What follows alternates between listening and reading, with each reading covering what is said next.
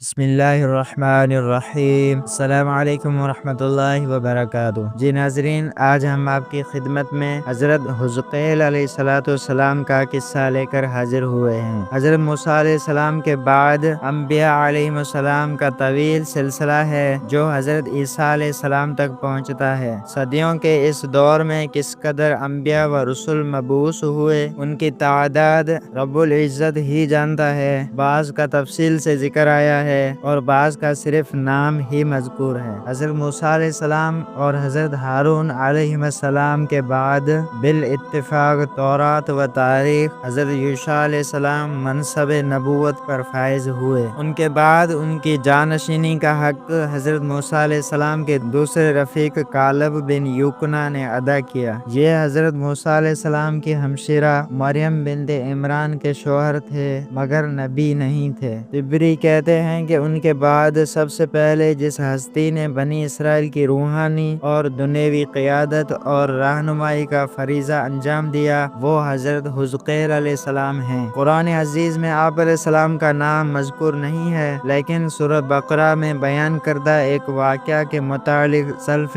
صالحین سے جو روایات منقول ہیں ان سے معلوم ہوتا ہے کہ اس واقعے کا تعلق آپ علیہ السلام کے ساتھ ہے۔ سلسلہ نسب تورات میں لکھا ہے کہ آپ علیہ السلام کے والد کا نام بوزی تھا اور آپ علیہ السلام کا نام حزقیل ہے۔ عبرانی زبان میں ایل اسم جلالت ہے اور حزقی کے معنی قدرت اور قوت کے ہیں۔ عربی زبان میں آپ علیہ السلام کے نام کا ترجمہ قدرت اللہ ہوا۔ آپ علیہ السلام کے والد ماجد کا انتقال آپ علیہ السلام کے بچپن میں ہو گیا تھا۔ آپ علیہ السلام کے زمانہ بعثت کے وقت آپ علیہ السلام کی والدہ ماجدہ ضعیف ہو چکی تھیں، اس لیے آپ علیہ السلام اسرائیلیوں میں ابن العجوز یعنی بڑھیا کا بیٹا مشہور تھے۔ کتب تفسیر میں یہ روایت حضرت ابن عباس رضی اللہ عنہما اور دوسرے بعض صحابہ رضی اللہ عنہم سے منقول ہے کہ بنی اسرائیل کی ایک بہت بڑی جماعت سے یا ان کے بادشاہ سے جب ان کے پیغمبر حضرت حزقیل علیہ السلام نے کہا کہ فلاں دشمن سے جنگ کرنے کے لیے تیار ہو جاؤ اور اعلاء کلمت اللہ کا فرض ادا کرو، تو وہ اپنی جانوں کے خوف سے بھاگ کھڑے ہوئے اور یہ یقین کر کے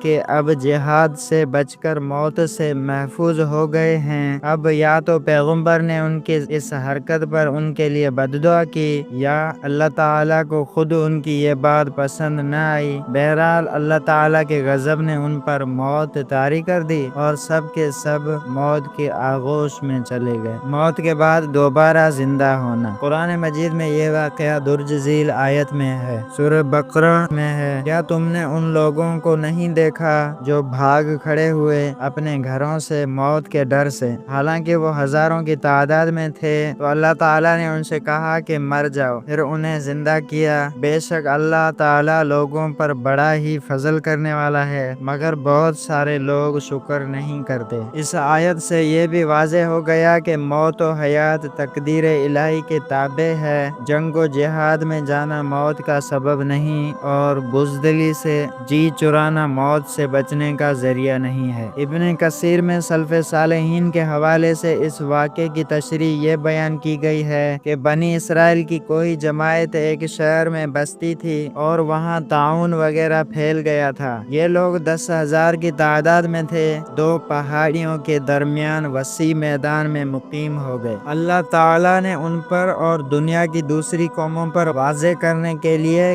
کہ موت سے کوئی شخص بھاگ کر جان نہیں چھڑا سکتا، دو فرشتے بھیج دیے جو میدان کے دونوں سروں پر آ کھڑے ہو گئے اور ایک آواز دی جس سے سب کے سب بیک وقت مر گئے۔ آس پاس کے لوگوں کو جب اس کی اطلاع ہوئی تو وہ آئے، لیکن 10,000 انسانوں کے کفن دفن کا انتظام آسان نہیں تھا، اس لیے ایک احاطہ کھینچ کر قطرہ جیسا بنا دیا۔ ان کی لاشیں حسب دستور گل سڑ گئیں اور ہڈیاں رہ گئیں۔ زمانہ دراز کے بعد بنی اسرائیل کے پیغمبر حضرت حزقیل علیہ السلام کا ان پر گزر ہوا۔ آپ علیہ السلام انسانی ڈھانچوں کے انبار دیکھ کر حیرت زدہ رہ گئے۔ بذریعہ وحی ان لوگوں کا پورا واقعہ آپ کو بتلایا گیا۔ آپ علیہ السلام نے ان کے دوبارہ زندہ ہونے کی دعا فرمائی۔ اللہ تعالیٰ نے دعا قبول فرمائی اور حکم دیا کہ ان شکستہ ہڈیوں کو اس طرح خطاب فرمائیں: ایھا العظام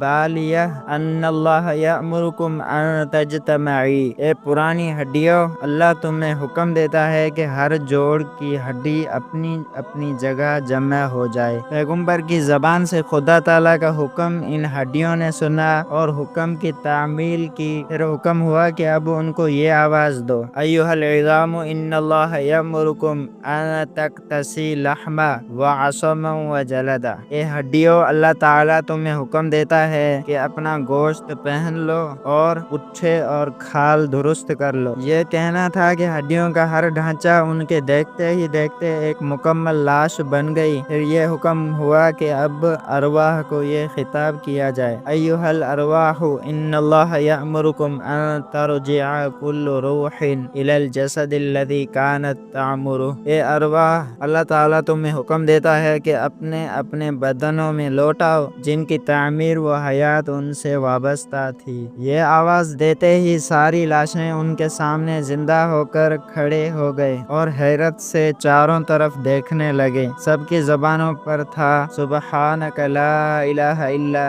انت۔ ابن کثیر میں ہے کہ یہ بنی اسرائیل کی جماعت دادرواں کی باشندہ تھی جو شہر واسط سے چند کوس پر اس زمانہ کی مشہور آبادی تھی، اور یہ فرار ہو کر اینچ کی وادی میں چلے گئے تھے تو ان کے ساتھ مندرجہ بالا واقعہ پیش آیا۔ واللہ اعلم بالصواب۔ ربنا تقبل منا انک انت السمیع العلیم۔ جی ناظرین، یہ تھی ہماری آج کی ویڈیو۔ ہماری ایسی ہی ویڈیوز دیکھنے کے لیے ہمارا چینل قصص المشاعر سبسکرائب کریں تاکہ ہماری ایسی ہی دلچسپ اسلامی ویڈیوز آپ تک پہنچتی رہیں۔ ہمیں دیجیے اجازت، اللہ حافظ، السلام علیکم ورحمۃ اللہ وبرکاتہ۔